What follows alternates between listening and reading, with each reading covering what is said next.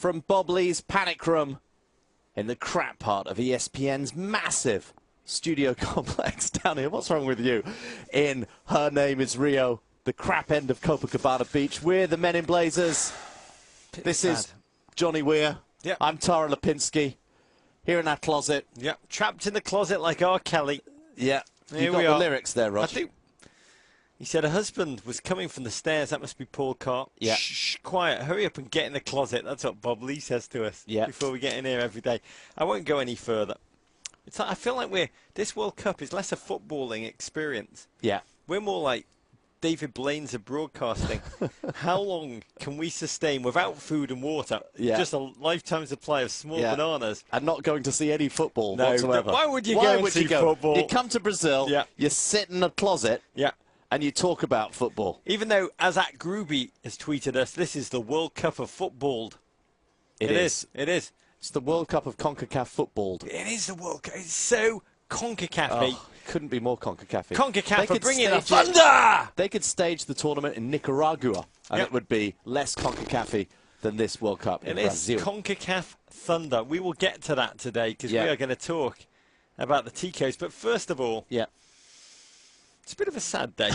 Still a bit raw. I am relieved, Rog. You England are officially... Do you feel like it's a mercy killing? Do you well, feel we like... can even say this. I mean, even in a FIFA World Cup where strange things happen, we're not saying that the World Cup is in any way fixed or irregular in any way, but sometimes weird things happen at World Cup. We got a tweet, an email last night from Nate Silver, I think trolling us, saying, no, still a 4% chance. 4% chance is like the life force, like a for England to go through. Yeah. If Italy had beaten Costa Rica and then won its final game against Uruguay, and England had beaten Costa Rica by enough goals in their final game to go through. 4% life force is kind of on the chart. It's like Larry King-esque. Larry King is still alive.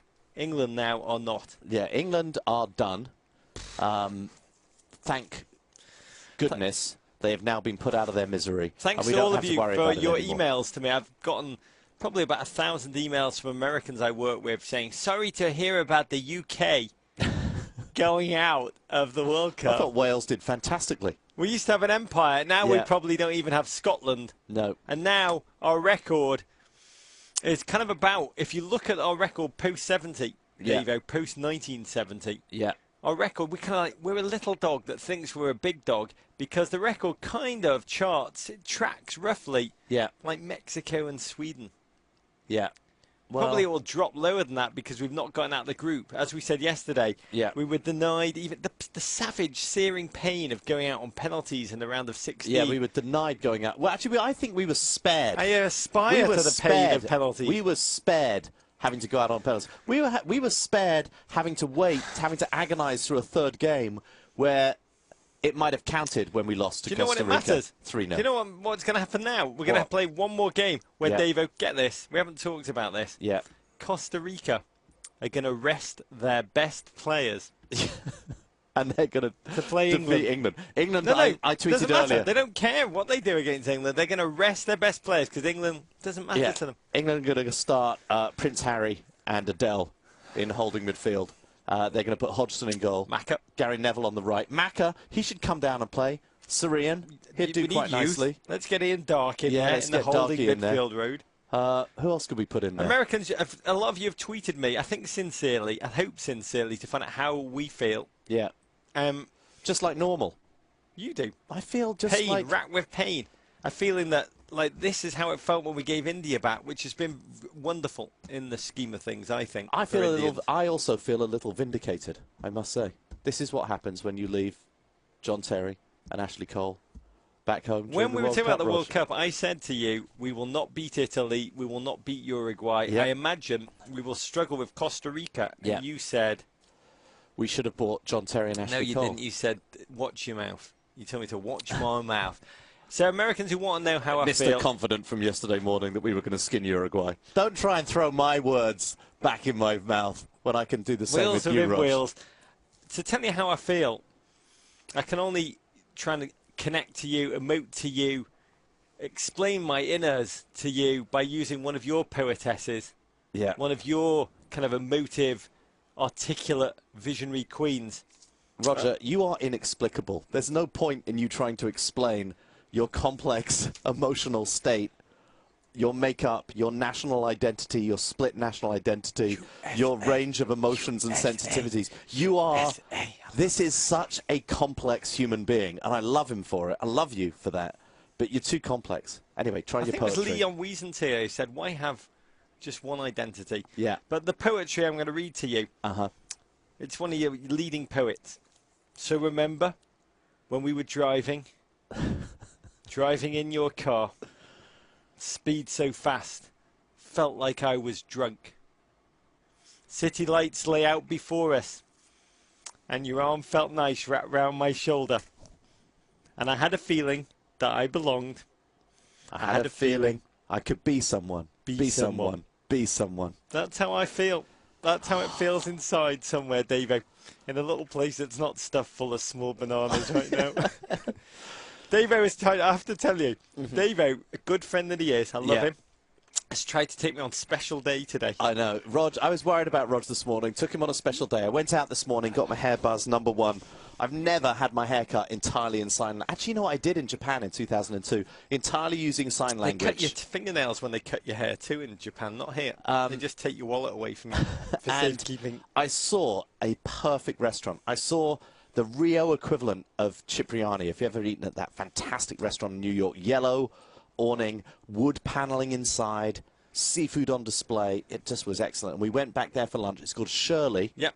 My Auntie Shirley, great Aunt Shirley. It was a fantastic lunch. It wasn't quick. We had a great lunch. But on the way back, made a couple of observations. The waiter had the tiniest head I've ever seen. On the way back, made it. Well, the tiny head thing is interesting you say that, because we made another observation on the way back. Davo knows we both bond over ornithology. We like a bit of birding. We love birding. We're a bit twitchy. Both of us are a bit twitchy. And Davo and I went birding on the way back to the hotel. And we noticed something about the pigeons, and well, so far the only birds I've already seen here. And we saw those amazing gulls flying over the beach. We've seen a lot of toucans. Oh, so many toucans. But the pigeons here, and I wonder if it's because they're eating so many of the tiny bananas. That's what I think it is.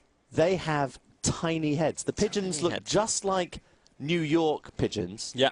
But they have teeny tiny little heads. They've got the same body of. Exactly the same body, but teeny tiny heads. Tiny-headed pigeons. So Brazilians who are watching, explain yourselves. Yeah. Because we do want to know. Tiny bananas. And the correlation between tiny bananas and tiny little pigeon heads. Another thing which has made my day a little more bearable. Yeah. Is just the fast-growing religion. The evangelical religion. Some of you want to know, is it a religion? TCO-ism. Is it a religion or is it a death cult? A lot of you have written. Well, who cares? We're in it. Yeah. We're in it now. A lot of you have sent tenets. Do you have the tenets, Davey? I don't have the tenets, but I know they're fantastic. You've got to pull them up. Okay, I'm going to pull up the tenets. You explain. I'm going to pull up the tenets. It's a beautiful new religion based on our love for the new gods and the old, Mike Tirico, who's inspired us, as you saw yesterday if you watched the boot room, with laying hands upon our personage. And a lot of you have hashtag TCO-ism or written to us, sent toucans to meninblazers@gmail.com. We've been trying to I mean, it's fast growing, this religion, but it has no content whatsoever other than our love and admiration for M. Tirico. So a lot of you have sent kind of religious, theological toucans to us with the ritual, the values, the kind of, what you call it, I guess the Talmud. We're trying to write a Talmud very, very, very fast. A lot of you have come up with 10 commandments of Tirico-ism, and they've been very well received. Dave, just not loading. I'm afraid, Rog. Just not loading. Okay, this is suboptimal. Truly suboptimal. Suboptimal. Do you want to add anything to this before I pull this up? Okay.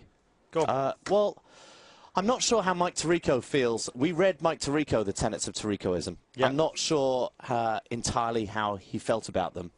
I couldn't tell whether he was embarrassed, horrified, worried about how they were going to set him. But he did laugh when we read it. Okay, first four. These are from Scott Six. That's an amazing American name. I love you, American. Scott Six. Scott Six. What if he's related to Nicky Six? Yeah, I wonder. Commandment the first. Thou shalt not speak ill of talent which appear on thine same media outlet. I think that is a wonderful tenet. Commandment the second. Thou shalt assumest that football means American football played in the conference known as the Big Ten. Rog.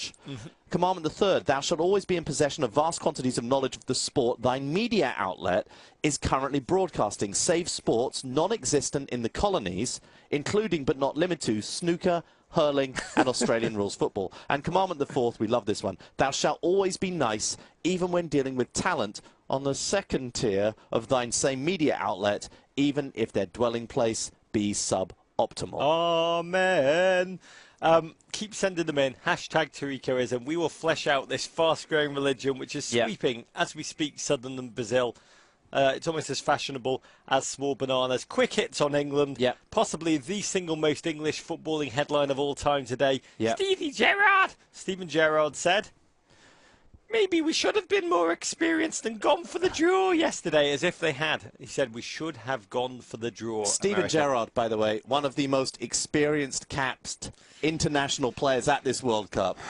Maybe you should have had a little more experience. Yeah, and gone for the draw. Yeah. As if they had a will to impose on the game. As if they had a will to impose, and Uruguay didn't force themselves on it and grab that win. Well, by the way, a draw wouldn't have really made any difference for England. They would still technically be in it, but it would be very unlikely for them to end up with a result based on the goal difference. Big question of the day. Yeah. How can Roy Hodgson possibly stay on? We discussed this at breakfast, Davey. Well, not only how can Roy Hodgson possibly stay on, Rog, but the FA have already announced that they are not going to get rid of him, that they want him. They've already asked him to not resign and to fulfill his contract through Euro 2016, Rog. Yeah. So he's staying on. I think that the reality... The Brazilian press, in the press conferences, they keep referring to him as... Roy Hodgson. Roy Hodgson. Roy Hodgson. Roy Hodgson. How is Roy Hodgson going to stay in his job? Because there's no one else to replace him, Rog. There's no one who wants the job, who's any good. And I imagine that they're grooming Gary Neville. Grooming. And he's not ready yet. Yep. So, there was, few however, more years of Roy. We did realise in answering this, he's a skilled man. Yeah. You don't think he is, because you see this footage of him, Roy Hodgson, on the sideline, just looking a bit... How would you do his face? Well, we're going to see a bit of that tonight. Tonight on Last Call, we're going to show a clip where we think during the Uruguayan winning goal, he just seems to fall asleep on the bench. Yep. But he is an incredible man motivator. You don't see this on the sideline when you make your aspersions about him. Yeah. You don't understand what a man motivator he was. Yeah. Luis Suarez, for instance, said it was Roy Hodgson that made Luis Suarez more determined to beat England, he said, because Roy Hodgson kept saying, Suarez is not a world-class player. He'll only show it at the World Cup if he steps up. Suarez says it was Roy Hodgson that made me score. He motivated him to step up and do it at the World Cup. Against England. Do it for your own lads, Roy Hodgson. Well done. And we will give you some of that. Great job. So let's stop fannying around with my misery, my wallowing about really self-loathing, ultimately. Let's talk about someone else's self-loathing. Italy. Italy. My word. So no Italy. Pleasure in this. We've now realised really how bad England are, that even Italy are crap, Rog. Terrible performance by the Italian team. Plenty of possession. Good passing statistics again, but went nowhere with the ball. Created a few opportunities in the first half for Super Mario, but nothing really came of those. They lacked the energy of Costa Rica, who tackled them hard. The referee definitely let them play today. Prison rules. Tackled hard, chased down every ball, defended every pass. Unlike the space, the time that England gave Pirlo, England gave the Italian players to go past the ball. Costa Rica didn't adopt that strategy. No, Costa Rica decided to press and tackle and hound. There was a moment when hounded. There was a moment when they tackled Pirlo, which, as an Englishman, that's normally the one thing we do very well. I found that eye-boggling. They pressured him, they harassed him, they shut his lanes down. And watching that game, it was in Recife, where I've watched a lot of football. It's warm. It is hot. It is hot. It is hot. It is hot. Hot. Oh, it's so hot there. And watching the game, Costa Rica, by the way, yes, the Costa Rica that were 4,000 to 1. 4,000 to 1 to win this World Cup before the ball was kicked. I watched this game and I couldn't believe I was watching it at the restaurant Shirley. Yeah. I couldn't believe that they could keep it up for the entire game. But keep it up they did. CONCACAF thunder was what propelled them. They played absolutely beautifully. Yeah. Big question. Again, sorry to bring it back to England. Yeah. Sorry to bring it back to England. But you you do ask yourself, how come in a big game Costa Rica have the confidence and belief to step up and England melt? Yeah. A question that kind of the Costa Rican tabloid media is not kind of piranha-esque in its approach to its own national football team. Yeah. But they came on the field with incredible belief, right, David? Yeah, they did come on with incredible belief. And frankly, Brian Ruiz scored in the 44th minute, Rog. They were very unlucky. That was the worst non-penalty. The penalty should have been awarded right before that. A fantastic goal, that header. It's ESPN International's Carolina Padron. This is excellent news, Rog. Yeah. One of our more popular visitors. Yeah, we now have a microphone. See your pictures on the wall right there? Oh my God. You're next to Chancellor Angela Merkel. Yeah, as it should be. So, perfect timing. We were just talking about Costa Rica, the amazing performance today against Italy. I saw you tweeting about it, but didn't understand a word of what you were writing in Spanish, as I favorited. But what is it about these CONCACAF teams? Why are they having such an incredible World Cup? Well, they do. They did a great preparation before. They know that they have a good. I don't know how to say that in English. A good strategy. Good strategy. That's strategy in the field, because Pinto used to play with 5 defenders. Yes. And midfielder. Midfielder. Yeah, midfield. Very defensive. Very deep. Yeah, and you have to take the rim of the game, and they did well. Roger said in the first half, we were watching at this excellent restaurant in the other side, other end of the beach, called Shirley. We will take you. It's like an American chip. It's like a Brazilian Cipriani. We love this place. But Roger was watching, and as he was watching it, he was saying, "There's no way that Costa Rica can keep up this energy for 90 minutes in Recife where it's so hot." And I suggested that it's probably just like Costa Rica. Their energy through the game, that was incredible. Yeah, and they have like 75% of humidity. Yeah, they love it. They love the humidity. Yeah, no, they are more allowed to play in the countries from this side with that temperature. So it was not a big deal for them. World Cup of CONCACAF. World Cup of CONCACAF right now. So I know you're a journalist. You have to be objective. You can't have favorites. But as a Venezuelan, who do you support in the World Cup? No, I don't have a team. Do you support I love Germany, because I think they have an amazing team. Carolina Padron just blew our mind. That's usually, it's Paul Carr comes in here and blows our mind. You just blew our mind. No, but I like Germany because they have, and I say that before the first game. They are very good in the midfield, and they have a good defense. And it's now a team different because Germany doesn't have the possession of the ball. Yeah. But right now they do. Yeah. So I think they have more chances. Hard to beat the Germans. We're fascinated by, in South and Central America, we don't know the rivalries that exist. Who doesn't like who? Who don't Venezuela? Who's Venezuela's big arch rival? We don't Come have on, you're this, too nice. Be honest, there's no one watching. No. We don't have this history of playing football. We started to play football like in the 50s, so we have a different between Argentina, Brazil. That they start to play Copa America in the 60s. In the first Copa America was in I don't know how to say that in English. Come on. 16 is 16. Oh, 1916. And we have a very. I'm going to now say 16 is what I'm going to say from now on. You know.